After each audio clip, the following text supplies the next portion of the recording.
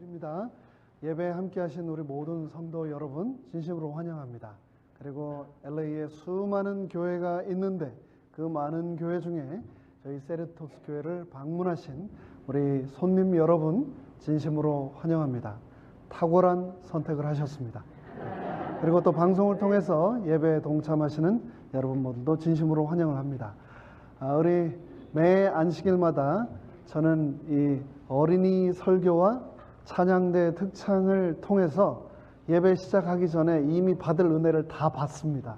오늘도 너무나 아름다운 찬양으로 우리 모두에게는 감동을 주시고 또 하나님께 영광을 돌려주신 모든 분들께 진심으로 감사드립니다. 여러분들 오늘 보셨죠? 어린아이들이 참 우리 선생님의 헌신과 성도님들의 사랑을 먹고 오늘도 두 자리가 출석을 했습니다. 계속해서 기도 부탁드리겠습니다. 우리 어린아이들은 기도와 사랑을 먹고 자라기 때문입니다. 계속해서 기도 부탁드리겠습니다. 우리 청년들께서 오늘 점심 식사 파틀락을 준비를 했습니다. 메뉴를 제가 벌써 다 외웠습니다. 냄새가 하도 많이 나가지고 짜장밥에 고구마 마탕 떡볶이랍니다. 자, 아침도 조금 먹고 왔습니다. 여러분 식사하시면서 맛있으면 정말 맛있다라고 칭찬해 주시면 큰 용기를 얻을 것 같습니다. 다가오는 다음 주말은 제가 미시간에 미주교회 협회에서 여성 선교에서 주최하는 집회에 참석을 하느라고 여러분을 못 뵙게 되겠습니다. 여행과 또 감동적인 집회를 위해서 우리 성도님들 기억하셔서 저를 위하여 기도해 주시면 감사하겠습니다. 오늘은 베드로전서 4장을 본문으로 고난을 각오하라 라는 제목의 말씀을 드리겠습니다. 고난을 각오하라. 예배의 주인 되신 우리 하나님께서 이 시간 마음속에 친히 말씀하여 주시고 그래서 우리 모두가 큰 은혜 받게 되기를 간절히 바랍니다. 먼저 본문의 말씀 읽겠습니다. 사랑하는 자들아, 너희를 시련하려고 오는 불시험을 이상한 일 당하는 것 같이 이상히 여기지 말고 오직 너희가 그리스도의 고난에 참여하는 것으로 즐거워하라. 이는 그의 영광을 나타내실 때에 너희로 즐거워하고 기뻐하게 하려 함이라. 너희가 그리스도의 이름으로 욕을 받으면 복이 있는 자로다. 영광의 영 곧 너희 위에 계심이라. 영광의 영 곧 하나님의 영이 너희 위에 계심이라. 너희 중에 누구든지 살인이나 도적질이나 악행이나 남의 일을 간섭하는 자로 고난을 받지 말려니와 만일 그리스도인으로 고난을 받은즉 부끄러워 말고 도리어 그 이름으로 하나님께 영광을 돌리라. 아멘. 저는 운동을 좋아합니다. 특별히 축구하고 농구를 좋아합니다. 근데 분명히 말씀드립니다. 잘한다고 안 했어요. 좋아한다고 했습니다. 좋아한다고. 그런데 제가 축구를 하면요, 참 신기합니다. 주위에 사람이 없어요. 심지어 제가 볼을 가지고 있어도 또 때로는 상대 골 앞에 있어도 사람이 없습니다. 왜 그럴까요? 경기가 시작하고요, 한 10분 지나면 상대편 선수들이 단번에 저를 다 파악합니다. 문인정은 굳이 안 막아도 되는 헛발이라는 것을 다 말 안 해도 알아차리는 거죠. 그 넓은 운동장에 저만 큰 공간을 차지한 채 주위에 아무도 없으면 얼마나 재미없고 심심한지 모릅니다. 그런데 농구는 조금 틀립니다. 마찬가지로 경기가 시작하고 한 10분이 지나면 상대편 선수들이 저를 대충 파악합니다. 그러다가 어쩌다가 제가 볼을 잡고 또 어쩌다가 제가 골을 한 골이라도 넣으면 상대 선수들이 집중적으로 저를 수비하느라 밀치고 공을 가로채고 슈팅 가능한 지역으로 접근하지 못하도록 몰아냅니다. 말 그대로 고난이 밀려오기 시작하는 거죠. 세상은 이런 운동 경기와 같습니다. 사단이 세상에서 제일 싫어하는 것은 죄인인 우리가 예수를 믿는 것입니다. 두 번째로 싫어하는 것은 예수 믿은 사람이 전도하고 교회에 충성하는 것입니다. 이 말인즉슨 예수 믿는 그날부터 우리는 사단의 공격 대상이 되고 전도하려고 영혼들 꼴밑으로 들이보리라도 한다면 사탄의 블랙리스트에 올라 집중 마크의 대상이 된다는 이야기입니다. 어떤 분은 말하시기를 예수님 믿으면 기적적인 방탄막이 나를 둘러싸서 인생의 모든 고난을 다 피해갈 줄 알았는데 너무나 많은 고난이 다가와서 힘들어요. 예수님 믿으면 축복에 파묻혀가지고 아무 근심 걱정 없이 살 줄 알았는데 계속해서 시험에 빠지게 되네요. 예수님 믿으면 내 주위의 모든 사람들이 나의 신앙을 격려해주고 지지해줄 거라 생각했는데 내 가장 가까운 가족과 친구들 때문에 마음의 상처를 너무나 크게 입었어요. 교회 가면 전부 다 흰 옷 입고 뒤에 날개 달고 있는 분들만 계실 거라고 생각했는데 교회에서 교인들에게 상처받았어요 라고 말을 합니다. 여러분은 그리스도인이 고난받는 것에 대해서 어떻게 생각하십니까? 분명히 기억해야 할 것은 성경은 결코 우리가 하나님의 자녀로 살아간다고 세상의 모든 고난으로부터 내가 면제될 것이라는 약속을 주지 않았다는 겁니다. 너희를 시련하려고 오는 불시험을 이상한 일 당하는 것 같이 이상히 여기지 말라라고 했습니다. 그런 고난이 다가오면 도리어 하나님의 말씀과 뜻대로 살려고 하면 할수록 성경은 더 큰 고난이 닥칠 것이다 라고 말씀합니다. 그래서 내가 영적인 공격을 심하게 받는다는 것은 사단이 그만큼 나를 두려워한다는 뜻입니다. 반대로 내 인생이 너무나 모노토너스하고 아무런 고난이 없다면 사단이 보기에도 나는 막을 필요도 없는 별 볼 일 없는 사람이라는 의미라는 것을 기억하시기 바랍니다. 사단이 눈에 불을 켜고 집중 마크할 만큼 공격을 당하는 그러한 열심을 가진 예수님의 제자로 우리 모두 살아야 하지 않을까요? 사단의 블랙리스트에 내가 아직도 오르지 못했다면 더욱 열심을 내야 하지 않을까요?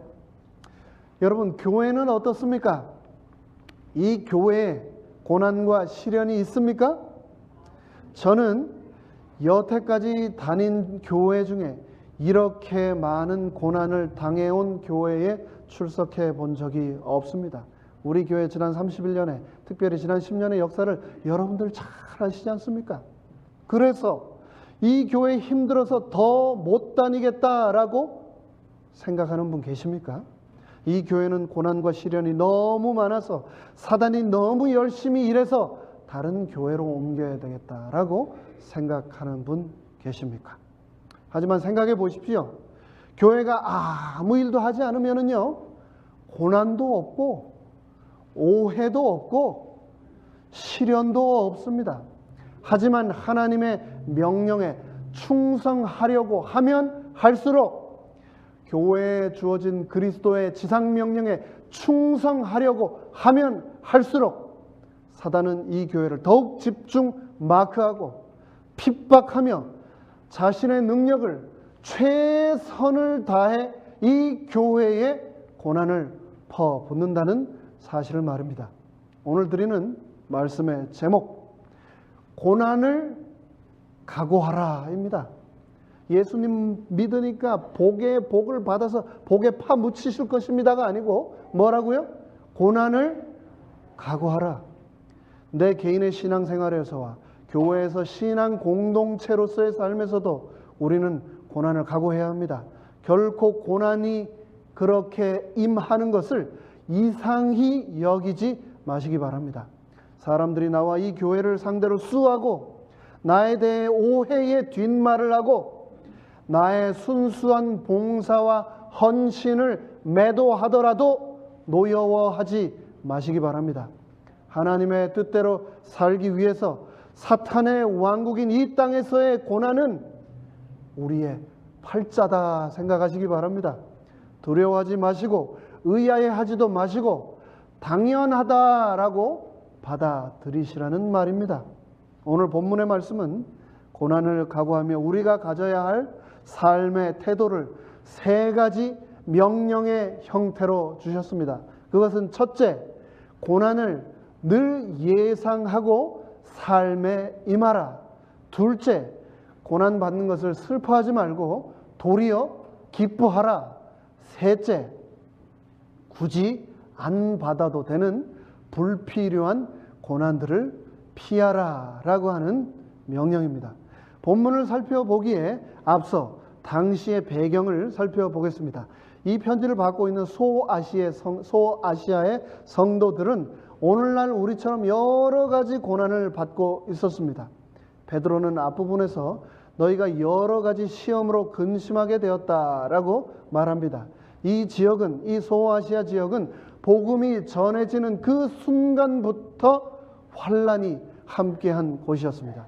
이들은 복음을 처음 들었을 때부터 시작해서 계속해서 많은 시험을 받고 있었습니다.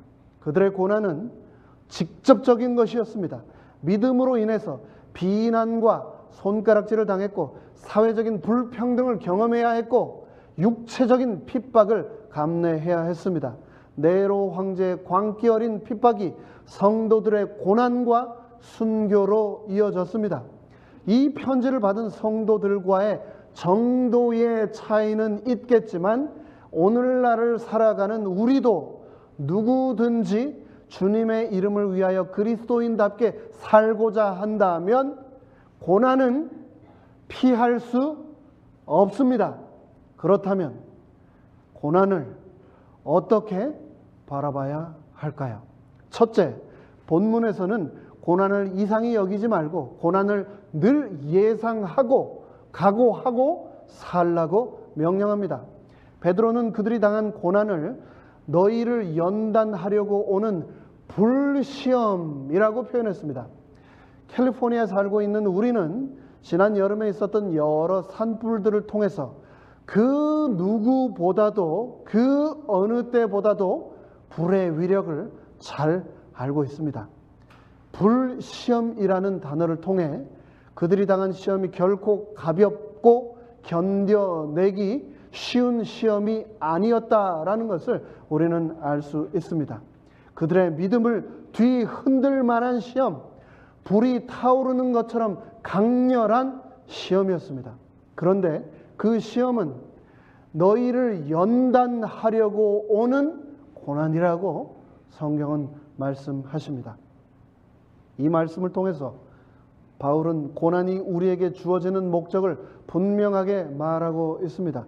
베드로가 사용하고 있는 불의 모습은 금을 재련하는 불의 모습입니다. 금을 계속해서 불로 달구면 달굴수록 불순물은 사라지고 금의 순도는 더 높아지게 되어 있습니다. 야고보는 다음과 같이 말했습니다. 내 형제들아, 너희가 여러 가지 시험을 만나거든 온전히 기쁘게 여기라. 이는 너희 믿음의 시련이 인내를 만들어내는 줄 너희가 알미라. 인내를 피하라가 아니고요, 인내를 온전히 이루라. 이는 너희로 온전하고 구비하여 조금도 부족함이 없게 하려 함이라. 나를 온전한 모습, 부족함이 없는 순수한 모습으로 만들기 위해서 고난이 주어졌다는 겁니다. 학생들이 시험을 통해서 자신의 실력이 어느 정도인지를 알게 되듯이 고난은 나의 영적인 현 주소를 보여줍니다.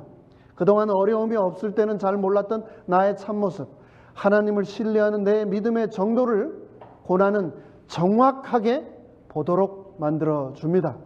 고난을 통해서 우리는 우리의 실체를 알게 됩니다. 그러나 기억해야 할 것은 그런 고난 가운데서도 여전히 하나님은 나와 함께 하신다는 겁니다. 사람이 감당할 시험 밖에는 너희에게 당한 것이 없나니 오직 하나님은 미쁘사 너희가 감당치 못할 시험 당함을 허락지 아니하시고 시험 당할 즈음에 또한 피할 길을 내사 너희로 능히 감당하게 하시느니라. 아멘. 사단이 우리를 실족시키려고 퍼붓는 고난과 불시련 뒤에서 혹여나 우리가 감당하지 못하고 쓰러질까 봐 하나님이 서 계시다는 겁니다. 욥의 이야기를 통해서 이런 하나님의 모습을 우리는 분명히 확인할 수 있습니다. 사단이 하나님, 욥이 그냥 까닭 없이 하나님을 섬기는 줄 아십니까? 다 하나님이 축복하시고 보호하시니까 그러는 겁니다. 이제 그 축복 한번 거두어 보십시오. 모든 소유물을 거두어 보십시오. 분명히 하나님을 욕할 겁니다. 그러자 하나님께서 사단에게 내가 그의 소유물을 다 너의 손에 맡길 테니 다만 절대로 그의 몸에는 손대지 말라라고 말씀하셨습니다. 사단이 여호와 앞에서 물러가 욥의 모든 소유물을 약탈당하게 하고 자녀들이 다 죽는 고난을 당하게 함에도 불구하고 욥이 여전히 하나님을 원망하지 않더라. 욥기 1장 12절은 말합니다. 사단은 욥의 뼈와 살을 치시면 이번에는 틀림없이 하나님을 욕할 겁니다 라고 하면서 더 큰 고난을 퍼붓겠다고 하자 하나님께서는 내가 욥을 너의 손에 다시 맡기지만 그의 생명은 절대 해쳐서는 안 된다라고 말씀하셨습니다. 하나님은 나의 등 뒤에서 사단은 계속해서 하나님은 나의 등 뒤에서 사단에게 계속해서 그만해라, 그 이상은 안 된다라고 말씀하시면서 우리를 지켜보고 계신 겁니다. 여러분 고난 가운데 계십니까? 그럴지라도 여전히 나의 등 뒤에서 욥과 함께 하셨던 그 하나님이 함께 하신다는 사실을 기억하게 되시기를 간절히 바랍니다. 그 고난 너머에 그분께서 나에게 피할 길을 마련해 놓고 기다리고 계심을 기억하시기 간절히 부탁드립니다. 두 번째로 오늘 성경 본문은 고난을 당하거든 기뻐하라 라고 말하고 있습니다. 그리스도의 고난에 참여하는 것으로 즐거워하라고 명령하고 있습니다. 지금 우리가 받는 고난은 우리 주 예수 그리스도의 십자가에 동참하는 것이요, 부활의 영광에 참여하는 것이요, 주님의 영광에 빛을 더하는 사역임을 기억하라는 말씀입니다. 시편 기자는 다음과 같이 말하고 있습니다. 고난 당하기 전에는 내가 그릇 행하였더니 이제는 주의 말씀을 지키나이다. 고난 당하는 것이 내게 유익이라. 이로 인하여 내가 주의 율례를 배우게 되었나이다 라고 말하고 있습니다. 고난을 통하여 주의 말씀을 지키게 되고 고난을 당함으로 전에 깨닫지 못했던 하나님의 말씀의 참 의미를 깨닫게 되었다고 시편 기자는 말하고 있는 겁니다. 욥은 자신이 겪은 모든 고난을 통해서 하나님께서 나의 길을 알고 계시고 그 길로 인도하시며 고난을 통하여 단련하신다는 확신을 가지고 있었습니다. 나의 가는 길을 오직 그가 아시나니 그가 나를 단련하신 후에는 내가 정금같이 나오리라고 그는 말하였습니다. 하박국 선지자는 우리가 기뻐해야 하는 궁극적인 이유는 내 삶에 주어진 축복 때문이 아니라 구원 되신 여호와가 바로 나의 하나님이기 때문이라고 말하고 있습니다. 비록 무화과 나무가 무성치 못하며 포도나무에 열매가 없으며 감람나무에 소출이 없으며 밭에 식물이 없으며 우리의 양이 없으며 외양간에 소가 없을지라도 나는 여호와를 인하여 즐거워하며 나의 구원의 하나님을 인하여 기뻐하리로다 라고 말했습니다. 세 번째로 오늘 본문은 굳이 안 겪어도 되는 불필요한 고난은 피하라고 권면하고 있습니다. 바울은 소아시아의 성도들에게 살인, 도둑질, 악행, 남의 일에 간섭을 하지 말라고 명령하고 있습니다. 너희 중에 누구든지 살인이나 도둑질이나 악행이나 남의 일을 간섭하는 자로 고난을 받지 말라고 명령하셨습니다. 그런데 처음에 이 세 가지는 공식적인 법과 관련이 있습니다. 살인이나 도둑질이나 악행은 로마 시대에도 유대인들의 법에서 당연히 금한 죄들입니다. 그리스도인이라면 누구든지 당연히 살인이나 도둑질이나 악행 등의 범법 행위로 인해 주어지는 결과로서의 고난을 받아서는 안 된다라고 하는 말입니다. 그런데 여기서 우리가 또 한 가지 주목해야 할 것은 바로 남의 일을 간섭하는 자로 고난을 받지 말라라고 하는 이 대목입니다. 남의 일을 간섭하는 것, 이것은 신약 성경 전체에서 이곳에 딱 한 번 등장하는 구절입니다. 그리고 유대나 헬라 문화에 잘 등장하지 않는 말입니다. 이 말은 쓸데없이 참견하지 말라는 말입니다. 자신의 적합한 관심사가 아닌데 참견하여 악행하지 말라는 말입니다. 권위와 질서를 무너뜨리는 일, 반사회적인 일에 가담하지 말라는 말입니다. 직장이든 가정이든 교회에서든 계속해서 사람들을 선동하여 공동체 내의 분쟁을 결코 가져다 주어서는 안 된다는 말입니다. 뒤에서 계속해서 말을 만들고 말을 퍼뜨리고 편을 갈라서는 안 된다는 말입니다. 어디 가든지 꼭 이런 사람이 있죠. 예를 들어 봅시다. 교회에 왔습니다. 근데 교회 로비에 휴지가 하나 떨어져 있었어요. 그러면 그거를 하나 이렇게 주스면서 뭐라고 하냐면 이거 봐라 이거 봐라 이 교회 집사들 다 어디 갔어 이거 도대체 집사 교육을 어떻게 한 거야? 수석 장로는 뭐 하는 거야 수석 장로? 이건 내가 없으면 이 교회가 안 돌아가고 엉망진창이 된다니까. 참 한심하네 한심해. 이 교회의 미래가 앞날이 깜깜하다 깜깜해. 그냥 조용히 주워서 넣으면 되잖아요. 네? 그거 가지고 온갖 사람 다 건드리고 수석 장로님까지 거명하고 교회 앞날까지 혼자 판단하고 참견하는 것, 스스로 불필요한 고난을 불러오는 행위라고 말하고 있는 겁니다. 이런 행동은 분명히 불필요한 고난을 가져오며 이런 일들로 고난을 당한다면 이는 옳지 않다라고 말을 하고 있는 겁니다. 바울은 데살로니가전서 4장 11절에서 조용히 자기 일을 묵묵히 열심히 하라라고 말합니다. 종용하여 자기 일을 하고 너희 손으로 일하기를 힘쓰라라고 명령하였습니다. 일은 입으로 하는 게 아니라 손으로 하는 것이다 라는 교훈과 함께 질서를 깨므로 불필요한 고난을 공동체와 자기 자신의 생애에 야기하지 말라는 말씀입니다. 우리는 그리스도인이기 때문에 고난을 당할 수밖에 없습니다. 하지만 그 고난과 핍박이 축복이 될 것이라고 예수님은 약속하셨습니다. 의를 위하여 핍박을 받는 자는 복이 있나니 천국이 저희 것임이라.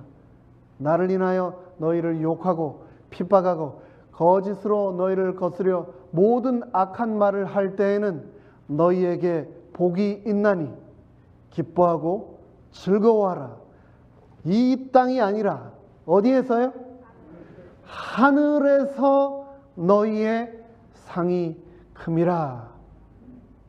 나라를 지키기 위해 전쟁을 하다가 다치거나 죽는 사람들이 많습니다. 우리는 그들의 나라 사랑의 숭고한 정신을 존중하고 귀하게 여깁니다.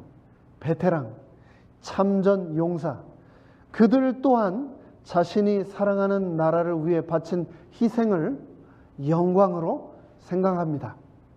베드로를 포함한 성경에 등장하는 사도들은 예수님 때문에 잡혔고 예수님 때문에 옥에 갇혔고 채찍에 맞고 순교까지 당하였지만 그 모든 것을 영광으로 여겼다고 성경은 기록하고 있습니다. 예수 그리스도의 이름을 위하여 능욕받는 일에 합당한 자로 여기심을 그들은 기뻐하였다라고 성경은 기록을 하고 있습니다. 바울이 루스드라에서 복음을 전하다가 발을 쓰지 못하는 한 안전뱅이를 예수 그리스도 이름으로 걷도록 고쳤습니다. 그러자 그곳에 있던 무리가 바울을 그들의 신인 제우스, 헤르메스로 추앙하려고 했습니다. 그런데 그 순간 안디옥과 이고니온에서 온 유대인들이 바울을 죽이기로 작정하고 그 멀리서 이곳 루스드라까지 온 유대인들이 바울을 추앙하던 군중들을 충동질하여 도리어 역으로 바울을 돌로 쳐서 죽이고 성 밖으로 끌어내어 버렸습니다. 사단은 이 고난으로 인하여 쓰러진 바울을 보고 바울, 너는 끝났어 라고 생각했을 것입니다. 사도행전 14장은 이렇게 기록하고 있습니다. 유대인들이 안디옥과 이고니온에서 와서 무리를 초인하여 선동하여 돌로 바울을 쳐서 죽은 줄로 알고 성 밖에 끌어내치니라. 돌로 쳐서 바울을 죽인 겁니다. 제가 이 말씀을 준비하면서 얼마나 열심히 돌을 찾아다녔는지 모릅니다. 교회 주위를 돌아다니고 저희 집 주위를 돌아다니고 심지어 운전하면서도 돌 어디 있나 없나 하는데 정말 돌이 하나도 없대요. 돌멩이도 쓰려니까 없어요. 그런데 제가 이 말씀을 드렸더니 오늘 아침 우리 김진달 장로님과 이왕수 장로님이 돌을 하나 찾아주셨습니다. 성경에 보면 자주 등장하는 이야기, 돌로 사람을 쳐서 죽이는 이야기, 굉장히 잔인한 풍습이죠. 사람을 돌을 쳐서 죽인다, 돌멩이를 던져 죽인다. 여러분 돌 맞아 보셨습니까? 저는 돌을 맞아 버리지는 않았습니다만 하이웨이에서 운전하다가 아주 작은 돌이라도 윈드실드에 탁 튀기면 깜짝 놀랍니다. 그 작은 돌이 튀겨도 그러는데 작정해서 이 바윗돌을, 돌멩이를 집어 던진다면 어떨까요? 우리가 돌을 던져 죽인다고 하지만 실제로는 어떻게 하냐면 두 증인이 그 죄인 앞에 나타나서 그 죄인을 밀쳐서 눕힌 다음에 돌로 찍어서 죽이는 겁니다. 그리고 그 광경을 목도하는 모든 사람들이 함께 돌을 던져서 돌 무더기를 만드는 것이 이 스토닝, 성경에 나온 돌로 쳐 죽이는 제도입니다. 유대에서 온 사람들이, 안디옥과 이고니에서 온 사람들이 바울을 돌로 찍어서 눕히고 그곳에 있던 수많은 사람들이 바울을 돌로 쳤습니다. 이 돌로 쳐서 만신창이가 되어서 죽었다고 생각을 하고 그 시신을 끌어다가 성 밖에 갖다 버렸고 그 시신에 제자들이 둘러서서 장례를 하려고 하는 그 순간 놀라운 기적이 일어났습니다. 죽은 줄로 알았던 바울이 다시 일어난 겁니다. 나인성 과부의 아들을 살리셨던 것처럼, 야이로의 딸을 다시 살리셨던 것처럼, 무덤 속에 죽었던 나사로를 다시 일으켜 세우셨던 것처럼 하나님께서는 바울을 다시 일으켜 세우셨습니다. 하나님의 사람은 고난은 받지만 하나님의 때가 되기 전에는 결코 죽지 않습니다. 하나님께서는 고난으로 바울이 무릎 꿇지 않게 하셨습니다. 그를 생명으로 다시 일으켜 세우셨습니다. 그분께서는 우리 또한 고난으로부터 분명히 일으켜 세우실 것입니다. 존 스토트의 책에는 한 연극이 소개됩니다. The Long Silence, 기나긴 침묵이라는 제목의 연극입니다. 내용의 일부를 잠시 소개하겠습니다. 세상의 마지막 날 수십억의 사람들이 하나님의 보좌 앞에 있는 거대한 평원에 뿔뿔이 흩어졌다. 대부분의 사람들은 그들 앞에 비치는 눈부신 빛으로부터 몸을 움츠렸다. 하지만 맨 앞부분 가까이에 있는 몇몇 집단은 격하게 이야기했다. 수치에 움츠러든 것이 아니라 호전적인 태도로 하나님이 우리를 심판할 수 있어? 그가 고난에 대해서 뭘 안다고 말이야? 피부가 거무스름한 건방진 젊은 여자가 눈에 불을 켰다. 그녀는 나치의 강제 수용소에서 문신으로 새겨진 번호를 보여주기 위해 옷 소매를 잡아 뜯었다. 우리는 공포, 구타, 고문, 죽음을 참고 견뎠어. 다른 집단에서 한 흑인 소년이 옷깃을 내렸다. 이거 보세요. 그는 흉한 실 모양의 화상 자국을 보였다. 죽도록 두들겨 맞고 고문당했어요.